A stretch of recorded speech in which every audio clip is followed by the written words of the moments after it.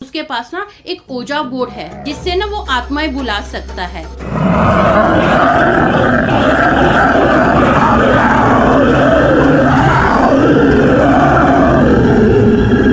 ओजा बोर्ड क्या कोई मजाक है? हाँ, कोई आत्मा को बुलाना कोई मजाक है क्या? एक बार आत्माओं का दरवाजा खोल दिया ना तो बंद करने में नानी याद आ जाएगी तुम लोगों की। अरे मेरी माँ, नहीं करेंगे हम लोग, ठीक है? नहीं करते, जा अभी जाने दे हमको। पता नहीं इस लड़की के दिमाग पर क्या असर हुआ है। तूने ओजा बोर्ड का इस्तेमाल किया ना रीना के साथ। अगर कोई यहाँ पर आत्मा है तो वो आए और हमारे सवालों का जवाब दे। कांच का ग्लास ओजा बोर्ड पर पड़ा था ना, वो ओजा बोर्ड पे ग्लास अपने आप हवा में खड़ा हो गया। अच्छा, तू हमको भस्म करेगी? ले मजा, ये कोई मजाक नहीं है, मत करना।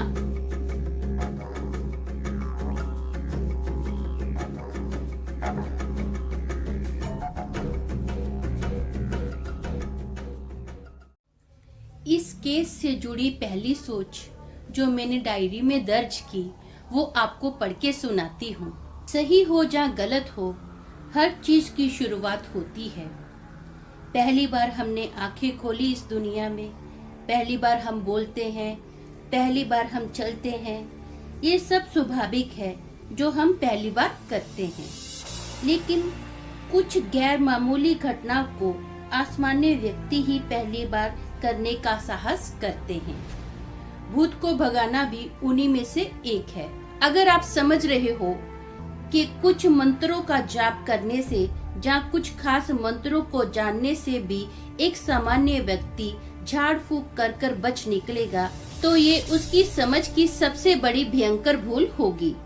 क्योंकि दुष्ट आत्माओं को भगाने वाले स्पेशलिस्ट भी जानते हैं कि अगर वो खुद शुद्ध ना हुए तो ये कार्य संपन्न करने के लिए वो योग्य नहीं है।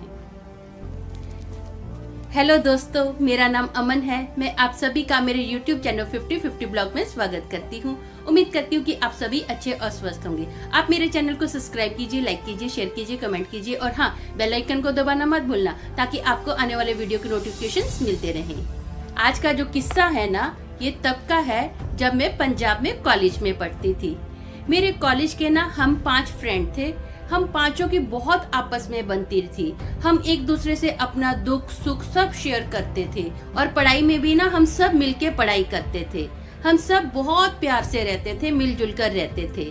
हमारे ग्रुप में 3 लड़कियां और 2 लड़के थे। हमारे ग्रुप में ना एक लड़की थी जिसका नाम था रीना। रीना की फैमिली में रीना के फादर और उसकी मम्मी थे। बस यही उसकी छोटा सा परिवार था। वो अपने परिवार से बहुत प्यार करती थी। एक बार बाय चांस रीना के फादर की एक्सीडेंट में मौत हो गई तो रीना बहुत गहरे सदमे में चली गई। रीना बहुत डिप्रेशन में चली गई। हर वक्त वो अपने पापा को याद करती थी, रोती रहती थी, सिर्फ उन्हीं की बातें करती रहती थी। 24 घंटे उसके पापा के बिना वो कोई और बात नहीं करती थी। खाना पीना भी बहुत कम कर दिया था। कॉलेज में आना भी उसने बहुत कम कर दिया था। तो अभी रीना बहुत डिप्रेशन में चली गई। तो मैं क्या करती थी, मैं जब कॉलेज में जाती थी तो रास्ते में ही रीना का घर पड़ता था। तो मैं रीना को जबरदस्ती खींच कर लेकर आती थी कि चल कॉलेज चल, कम से कम कॉलेज में आएगी, पढ़ाई करेगी, तेरा मन भी थोड़ा लगेगा। हमेशा पापा की याद में डूबी रहती है। मैं समझती हूँ कि पापा की याद आती है, ये नहीं है, लेकिन तुझे अपनी आगे जिंदगी जीनी है। पापा की याद में ही हमेशा उधर ही नहीं घर में रहना है। आंटी के बारे में भी सोचना, अपनी लाइफ के बारे में भी सोच। मैं उसको बहुत समझाती थी कि रीना अपना थोड़ा ध्यान दे, ऐसा मत कर। वो बोलती थी नहीं, मुझे मेरे पापा के पास जाना है, मुझे उनकी बहुत याद आती है, मैं उनसे बहुत प्यार करती हूँ। तो मैं बोलती थी हाँ मैं समझती हूँ तेरी प्रॉब्लम, लेकिन प्लीज ऐसा मत कर, अपनी मम्मी का भी ध्यान दे। अपनी मम्मी का तू एकलौता सहारा है, ऐसा मत कर। अगर तुझे कुछ हो गया तो आंटी क्या करेंगे? एटलीस्ट आंटी का मुंह देखकर ही तो अपने आप को संभाल ले। तो मैं उसको जबरदस्ती ऐसे कॉलेज में लाती थी। वो जब भी कॉलेज में आती थी ना, उसका पढ़ाई में मन ही नहीं लगता था। बस चुपचाप एक कोने में बैठी रहती और अपने डैडी को याद करती रहती थी। हमेशा हम लोग उसको बहुत हंसाने की कोशिश करते थे, बोलते थे कि चल हम लोग कहीं घूम के आते हैं। वो कहीं नहीं जाती थी। कॉलेज में भी आपको मैंने बताया कि मैं जबरदस्ती लेकर आती थी। किसी से बात ही नहीं करती है, 24 घंटे चुपचाप रहती है। एक दिन ना मुझे लाइब्रेरी में कुछ काम था तो मैं लाइब्रेरी में ना बुक सबमिट करने गई। तो मैंने रीना को बोला चल मेरे साथ चल। तो रीना बोलती नहीं नहीं मैं इधर ही रुकती हूँ, तो ऐसा कर बुक सबमिट करके आ जा। तो मैंने बोला ठीक है। अब रीना के पास हमारे दूसरे जो जितने भी दोस्त थे सब लोग रीना के पास थे। सब लोग रीना से ना बात कर रहे थे। तो मैं बुक्स रखकर जैसे ही आई तो मैंने राज के मुंह से सुना, मेरे ही ग्रुप का एक लड़का था जिसका नाम था राज, तो मैंने राज के मुंह से सुना कि उसके पास ना एक ओजा बोर्ड है जिससे ना वो आत्माएं बुला सकता है और वो हो सकता है कि तेरे फादर से भी बात करवा सकता है। तो ये मैं सब बातें ना अभी उन लोगों के मुंह से सुन रही हूँ। तो मैंने आके ना सबके सामने राज को डांटा। तो मैंने बोला क्या पागलों की जैसी बात करता है, ओजा बोर्ड क्या कोई मजाक है? हाँ, कोई आत्मा को बुलाना कोई मजाक है क्या? तुम्हें पता भी है इन चीजों का कितना बुरा असर होता है? ये चीजें ऐसे ही वापस नहीं जाती हैं। अगर एक बार आत्माओं का दरवाजा खोल दिया ना तो बंद करने में नानी याद आ जाएगी तुम लोगों की। बुलाना आसान है बेटा, भगाना बहुत मुश्किल है और इनसे ना निपटना भी बहुत मुश्किल है। और ये कोई ना चॉकलेट नहीं है जो तुम लोगों ने खरीद के खा लिया। कोई बच्चों का खेल नहीं है कि छुनछुना बजाया तो हाँ बच्चा चुप हो गया है। तुम के इसको रीना को बच्चा समझते हो? हाँ, उसको जो ओजा बोर्ड की बेचारी को बातें करते उसको पता भी नहीं है ये क्या है। तो रीना बोली नहीं, मुझे ना मेरे पापा से बात करनी है। तो मैंने रीना को बोला, रीना दिमाग शांत रखकर मेरी बातें सुन और समझ मैं क्या बोल रही हूँ। कहाँ से निपटोगे तुम लोग? अगर ये आत्माएं आ गई हैं तो कैसे भगाओगे? कुछ नॉलेज भी है तुमको? क्या क्या तुम्हारे जीवन में हो सकता है? तो राज बोलता है अरे मेरी माँ, नहीं करेंगे हम लोग, ठीक है नहीं करते, जा अभी जाने दे हमको, हम तो सिर्फ बातें ही कर रहे थे। मैंने बोला ठीक है बातें कर रहे थे, बात तक ठीक है, लेकिन प्लीज ऐसा पागलपन मत करना, ये चीजें बहुत डेंजर होती हैं। तो बोलता ठीक है ओके नहीं करेंगे। अब ऐसा करके हम लोग अपने अपने घर पर आ गए। अब मैं कंटिन्यू कॉलेज जा रही हूँ तो देख रही हूँ 2-3 दिन से रीना कॉलेज ही नहीं आ रही है। तो मैंने पूछा सब लोगों को कि तुम लोगों की क्या रीना से कोई बात हुई है, रीना कॉलेज क्यों नहीं आ रही है? तो सब लोग बोले नहीं हमारी कोई बात नहीं हुई है, वो तो पता नहीं क्या है क्यों नहीं आ रही कॉलेज। तो बोले ऐसा कर, तेरा तो घर उधर ही उसके रास्ते में ही है ना जहाँ पर उसका घर आता है, जाते जाते कॉलेज से उसको मिल ले। तो मैंने बोला ठीक है मैं मिल लूंगी। अब मेरे को क्या हुआ, मैं कॉलेज से घर आ ही रही थी ना, तो बाई चांस मेरा साइकिल पंचर हो गया। तो मैं रीना के घर पर जा ही नहीं पाई, मैं दुकान वाले के पास गई, उसके बाद पंचर वगैरह लगाया, मुझे बहुत लेट हो रहा था तो मैं खुद के घर पर आ गई। अब मैंने सोचा कि मैं कॉलेज बाद में जाऊंगी, पहले रीना से मिलकर जाती हूँ। तो मैं रीना के घर पर गई और बेल बजाई, आंटी ने दरवाजा खोला। तो मैंने आंटी को पूछा कि आंटी रीना कहाँ है, कॉलेज क्यों नहीं आती है? तो आंटी बोले रीना ना अभी अभी दवाई खा के सोई है, वो उसकी तबीयत ठीक नहीं है। तो मैंने पूछा आंटी क्या हुआ? आंटी बोले मेरे को तो खुद नहीं पता बाबा, मैं तो बहुत हैरान हूँ इस लड़की को हो क्या गया है। मैंने बोला हुआ क्या है बताओ तो सही। बोले रात भर बोले किसी से बातें करती रहती है, मुझे तो कुछ समझ ही नहीं आता किससे बातें करती रहती है, पूरी रात बड़बड़ बड़ करती रहती है। बोले पहले तो मैंने सोचा हो सकता अपने बाप का सदमा लेके बैठी है, इसलिए उनसे उनकी यादों में डूबी रहती है, इसलिए वो बड़बड़ाती रहती है। बोले फिर बोले जोर जोर से चीखेगी, रोएगी, अजीब सी आवाजें निकाल रही है। बोले पता नहीं इस लड़की के दिमाग पर क्या असर हुआ इसके बाप के मरने का, बोले क्या क्या अजीब अजीब सी हरकतें करती है। तो मैंने बोला अच्छा आंटी आप ध्यान दीजिए, इसका दवाई वगैरह खिलाइए। तो मैं ये बोलकर अभी उसके घर से निकल गई। मैं सीधा कॉलेज में गई तो हमारे आपको पता है कि 4-5 लोगों का ग्रुप था, मैं उस ग्रुप में सीधा राज के पास गई और मैंने सबके सामने पूछा राज तूने ओजा बोर्ड का इस्तेमाल किया ना रीना के साथ? राज तूने ओजा बोर्ड का इस्तेमाल किया ना रीना के साथ? तो वो ना थोड़ा हिच आके बोलता हाँ किया है। तो बोलता तुझे कैसे पता चला? मैंने बोला मुझे सब पता चल गया है। तुझे पता है उसका हाल क्या हुआ है? देख जाके उसका लड़की का हाल क्या हो गया है। बोलता क्या हुआ? मैंने बोला पहले तू बोल उस दिन हुआ क्या था? तो उसने मुझे बताया कि मैं ना रीना के घर पर गया, आंटी खाना बना रहे थे तो हम लोगों ने क्या किया, ओजा बोर्ड को खोला और उसके ना चारों ओर कैंडल लगा दी और एक छोटा सा कांच का ग्लास था, बीच में वो ग्लास रख दिया। बोला हम दोनों ने हाथ पकड़ा और बोला कि अगर कोई यहाँ पर आत्मा है तो वो आए और हमारे सवालों का जवाब दे। बोला हमने ना बहुत बार ऐसा किया, कोई आवाज ही नहीं आ रही थी, ग्लास भी नहीं इधर उधर हिल रहा था। तो रीना ने मेरा हाथ छुड़ा लिया और बोली ये ओजा बोर्ड जो है ना सब बकवास है, ये बच्चों का खेल है, कोई आत्मा नहीं आती इससे, सब बकवास बातें हैं, क्या टाइम पास कर रहे हैं हम लोग इन चीजों में। जा तू यार, मेरे को दिमाग बहुत खराब है, वैसे भी मुझे मेरे डैडी की बहुत याद आती है। जैसे ही रीना ने ये बोला ना कि मुझे मेरे डैडी की बहुत याद आती है, तू जा यहाँ से, तो जो कांच का ग्लास ओजा बोर्ड पर पड़ा था ना, वो ओजा बोर्ड पे ग्लास अपने आप हवा में खड़ा हो गया। वो कांच का ग्लास हवा में उड़ रहा है, बोले बिना किसी की मदद के। मैं और रीना देख के ना ये बहुत चौंक गए कि ये क्या, हवा में ग्लास उड़ रहा है।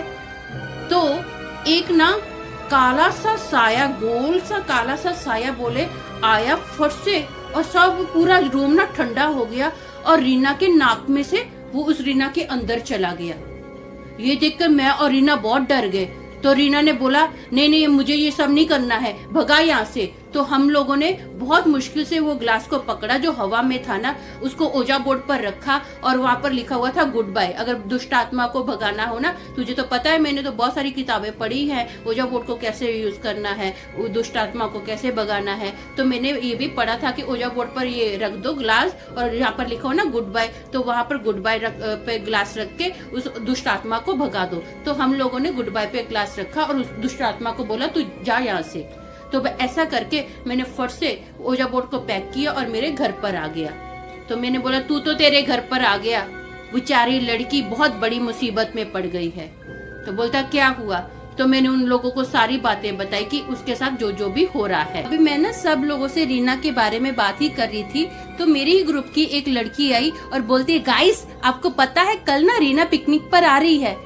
तो मैंने बोला उसकी तो तबीयत खराब है। बोले हाँ उसकी तबीयत खराब है, उसकी मम्मी ने बोला है कि थोड़ा बाहर निकलेगी तो हो सकता है इसकी तबीयत ठीक हो जाए। तो मैंने बोला अच्छा ठीक है, अच्छी बात है, मैं भी तुम लोगों के साथ कल पिकनिक पर आती हूँ। तो बोले तुझे क्या हुआ, तू तो कभी पिकनिक पर आती नहीं है। तो मैंने बोला हाँ मुझे आना ही पड़ेगा तुम लोगों के साथ तुम्हारी रक्षा के लिए। तो सब लोग ना मेरे पे हंस के बोलते तू रक्षा करेगी किस चीज से? तो मैंने बोला कोई बात नहीं बेटा, टाइम आने पर सब पता चल जाएगा। नेक्स्ट डे ना हम सभी कॉलेज स्टूडेंट्स चंडीगढ़ पिकनिक के लिए निकले। जैसे ही हम लोग ना चंडीगढ़ पहुंचने वाले थे तो अचानक ना रीना की तबीयत बहुत ज्यादा खराब हो गई। उसको बहुत ज्यादा अजीब सी उल्टियां कर रही थी, हरी हरी उल्टियां कर रही है। तो समझ में नहीं आ रहा था कि इस लड़की ने खा क्या लिया जो ऐसी उल्टियां कर रही है।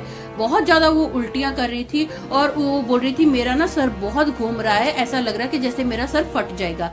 तो हम लोगों ने बस रोकी, मेडिकल से उसको दवाई दी और उसको मेडिकल से दवाई लेकर बोला कि थोड़ा टाइम ना तू रेस्ट कर, और हम लोग ऐसा करते हैं तेरे पास ही सभी लोग बैठेंगे, जब तेरे को थोड़ा ठीक लगेगा हम लोग तभी घूमने जाएंगे। तो रीना बोली नहीं नहीं ऐसा मत करना, प्लीज मुझे सोने देना, तुम लोग ऐसा करो अपना थोड़ा घूम फिर कर आओ, तुम लोग ना बीच बीच में मुझे मिलने के लिए आ जाना। तो हमने रीना को बोला नहीं रीना ऐसा नहीं होगा, तेरे साथ कोई तो रुकना चाहिए। तो वो राज ने बोला मैं रुकूंगा। तो मैंने बोला नहीं नहीं तू नहीं रुकेगा, मैं रुकूंगी। तो बोलता नहीं नहीं मेरे को रुकने देना इसके साथ, मेरे को इससे कुछ बात भी करनी है। मैंने बोला क्या बात करनी है? अरे भाई मैं इसका ध्यान दूंगा, मैं लड़का हूँ, तुम दोनों लड़कियां कहाँ इधर रुकोगी, तुम जाओ दूसरों के साथ एंजॉय करो। तो राज बोला कि ऐसा करो अभी तुम लोग निकलो, मैं इसका अच्छे से ध्यान दूंगा, अभी अनजान शहर है, दो लड़कियों का अकेले यहाँ पर बस में रहना अच्छी बात नहीं है, मैं इसका ध्यान दूंगा, तू जा एंजॉय कर। तो मैंने बोला ठीक है। अब मैंने सोचा कि भाई कुछ तो गड़बड़ है, मैंने ये मन में ही सोचा मैं वापस फिर से ना फट से आऊंगी। तो मैं निकल गई अपने दोस्तों के साथ, आगे निकली अपने पूरे ग्रुप के साथ देखने के लिए। हम लोग नदी के किनारे ही घूम रहे थे, तो मैं अपने दोस्तों के साथ घूम ही रही थी ना नदी के किनारे। तो मैं फट से आई बस में और मैंने देखा वहां पर राज नहीं है। तो मैंने रीना को पूछा ये राज कहाँ गया? तो बोले बाथरूम गया है। तो रीना मुझे बोलती मुझे आराम करना है, तो ऐसे ही मुझे बार बार आके तंग करेगी। मैंने बोला नहीं नहीं नहीं मैं तेरे को तंग नहीं करूंगी, मैं तो तुझे बस ऐसे ही देखने आई थी, मुझे तेरी फिक्र हो रही थी। बोले मैं खुद का ध्यान दे दूंगी, तू एंजॉय कर। मैंने बोला ओके ठीक है मैं जा रही हूँ। ये बोलकर मैं वहां से निकल गई। अब मैं निकली हूँ ना तो थोड़ी ही आगे गई हूँ, कम से कम होगा 20-25 मिनट का टाइम होगा। मैंने सोचा फिर से एक बार देख कर आती हूँ। तो 20-25 मिनट के बाद ना मैं मेरी फ्रेंड के साथ बस में वापस आई रीना को देखने के लिए। जैसे रीना को देखा, रीना बहुत रो रही है। मैंने पूछा रीना को क्या हुआ, क्यों रो रही है, तेरी तबीयत तो ठीक है? बोले मैं तो ठीक हूँ लेकिन राज ठीक नहीं है। मैंने बोला उसको क्या हो गया? बोले उसका बहुत बुरे से एक्सीडेंट हुआ है, रास्ते के ना कुछ लोग उसको हॉस्पिटल में लेके गए हैं। तो मैंने बोला अच्छा टीचर्स को पता है? बोले हाँ 2-3 टीचर्स को पता है। बोले उनको पता है, वो अभी दूसरे टीचर्स को बताने वाले हैं। तो मैं अभी टीचर के पास गई, मैंने पूछा कि राज कहाँ है? टीचर्स ने बोला कि राज को ना हॉस्पिटल लेके गए हैं, उसकी तबीयत बहुत ज्यादा खराब है, वो बहुत सीरियस है, उसके मम्मी डैडी को भी हमने फोन करके बुला लिया है। तो मैंने बोला ठीक है प्लीज मेरे को ना एक बार राज से मिलना है, आप मुझे बताइए कौन से हॉस्पिटल में है। तो एक टीचर राज के पास मिलने के लिए जा रहा था, तो उन्होंने बोला कि मैं हॉस्पिटल जा रहा हूँ, ऐसा कर अगर तुझे मिलना है तो तू भी मेरे साथ चल। तो मैंने सर को बोला ठीक है सर। तो मैं सर के साथ गई। सुनने में आया कि उसके बदन से ना पूरा ब्लड निकल रहा है, पूरा उसका बदन छिल गया है, उसकी हालत बहुत खराब है, बहुत ब्लड निकल गया है, ब्लड बहुत लॉस हो गया है ना, तो उसके बचने के बहुत कम चांसेस हैं। और मैंने सुना था कि राज का ना एक कान है ही नहीं है, और जो राज था ना वो आईसीयू में था। मैं दूर से ही देख रही थी, उसका इतना बड़ा मोटा मुंह हो गया था सूज के, इतनी मोटी मोटी आंखें हो गई थी, उसके होठ इतने बड़े बड़े सूज के हो गए थे। मतलब वो कुछ बोल भी नहीं पा रहा था, क्या बोल रहा था समझ में भी नहीं आ रहा था। उसकी हालत बहुत खराब थी। बाप रे बाप, बहुत टेंशन हो गई कि इसको क्या हो गया है, ऐसे कैसे एक्सीडेंट हो गया है ये तो। बल्कि रीना का ध्यान देने वाला था, खुद की चोट लगा के बैठ गया है। समझ में नहीं आ रहा था कि क्या होगा। अब हम सब लोग बहुत प्रार्थनाएं करने लग गए। अब आपको पता है कि ऐसे माहौल में कैसे कोई पिकनिक का एंजॉय करेगा। पूरी पिकनिक कैंसिल हो गई और हम लोग ना अपने शहर में वापस आ गए। और सुनने में आया कि राज को ना 4 दिन के बाद आईसीयू से निकाल लिया गया है। तो हम फ्रेंड्स लोग उसको मिलने के लिए गए। जैसे मिलने के लिए गए ना, तो मैंने पूछा क्या हुआ था, कैसे तुम्हारा एक्सीडेंट हो गया, किस चीज से तुम्हारा एक्सीडेंट हुआ। तो वो ना राज कुछ बोलने की कोशिश कर रहा है, वो समझ में नहीं आ रहा क्या बोल रहा है। तो मैंने ना अपना कान उसके चेहरे के पास लेकर गई। मैंने बोला क्या बोल रहा है, थोड़ा क्लियर तो बोल। तो वो बोला, मैंने बोला क्या। तो राज से ना बोला भी नहीं जा रहा था, वो कुछ बोलने की कोशिश कर रहा था। मैंने बोला है क्या बोल रहा है। मैंने अपना कान उसके चेहरे के पास लेकर गई कि क्या बोल रहा है। बोलता है रीना। मैंने बोला रीना। बोले हाँ। मैंने बोला उसने किया। बोले हाँ। बोले उसने मुझे बहुत बुरे से ऐसे एक्शन करके बोल रहा है कि बहुत मुझे ना बुरे से मारा है। तो मैंने राज को बोला कि राज मुझे बता वो ओजा बोर्ड कहाँ है। तो राज ने ना बहुत मुश्किल से उसने मुझे बताया कि जो मेरा घर है ना उसमें एक पुराना सा लकड़े का कबाड़ है, उस कबाड़ के अंदर वो ओजा बोर्ड पड़ा है। तो मैं अभी राज के घर पर गई, आंटी से बात की और मैंने आंटी को बोला आंटी प्लीज मेरी आपसे रिक्वेस्ट है वो ओजा बोर्ड हमको दे दो। मुझे राज ने बताया कि वो ओजा बोर्ड कहाँ पर है। तो मैं ओजा बोर्ड लेकर अभी उसके घर से निकली और मैं सीधा रीना के घर पर गई। रीना के घर पर जैसे ही गई ना मैं, दरवाजा खुला था। रीना अजीब सा कुछ पागलों के जैसा बिहेव कर रही थी, उसके पूरे बाल खुले थे और वो ना सब चीजें उठाकर अपनी मम्मी पर फेंक रही है, अपनी मम्मी को काट रही है, पागलों के जैसा काट रही है। हम 2-3 लोग उसके घर पर गए थे, बहुत मुश्किल से रीना को हटाया और हमको मालूम है क्या कर रही है, मैं तुम सबको भस्म कर दूंगी, छोड़ूंगी नहीं। तो मैंने बोला अच्छा तू हमको भस्म करेगी, ले मजा। मैंने पीछे से ऐसे ओजा बोर्ड निकाला और उसको फाड़ दिया। फाड़ के मैंने उसके 4 टुकड़े किए और उसको ऐसे फेंक दिया। जैसे मैंने उसके 4 टुकड़े किए ना, रीना के नाक में से ना एक काला सा धुआं निकला और वो धुआं साया बनकर रीना के बाजू में खड़ा हो गया। तो जोर जोर से चीखने की आवाज आई।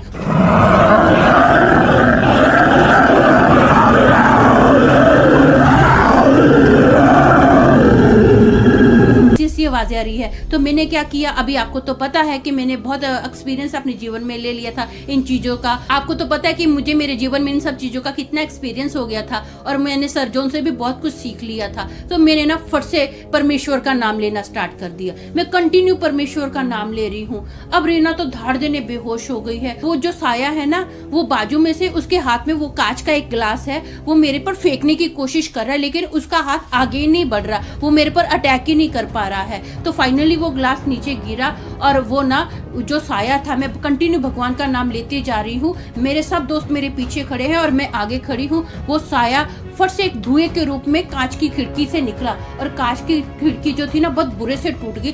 धाड़ देने कांच की खिड़की टूटी और वो साया वहां से निकलकर चला गया। हमेशा के लिए वो साया चला गया और रीना ठीक हो गई। थोड़े ही टाइम के बाद उसको होश आया, पानी वगैरह पिलाया और मैंने सब बातें रीना को बताई और मैंने बोला प्लीज नेक्स्ट टाइम ये सब चीजों से मत खेलना, ये कोई मजाक नहीं है। तो बोले ठीक है। तो ऐसे सब कुछ नॉर्मल माहौल हुआ।